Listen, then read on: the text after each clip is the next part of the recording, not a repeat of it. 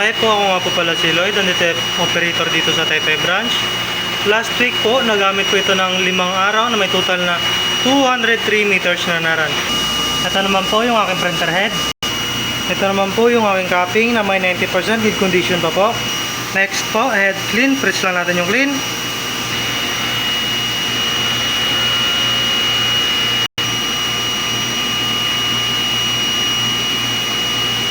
Pagkatapos po ng head clean, punasan natin yung wiper.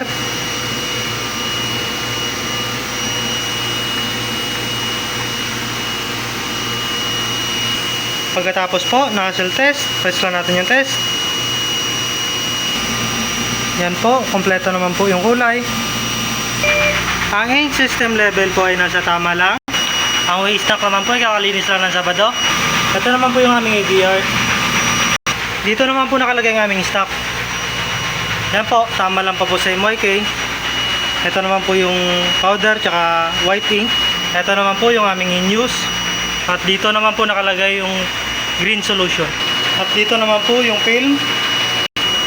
Ito naman po yung aking daily output record. Yan po, updated naman po. Ito naman po yung consumable monitoring. Ito yung para sa cyan, sa magenta, sa yellow, sa black, sa white. This week po, last week po, nakagamit po ako ng 4. Ito naman po yung sa powder. Last week po, nakagamit po ako ng 3. Ito naman po yung sa film. Last week po, may nagamit po akong 2. Ito naman po yung sa green solution. Last week po, may nagamit po akong 1. Ito naman po yung aking weekly checklist. Yan po, updated naman po. Yan lang po. Marami pong salamat.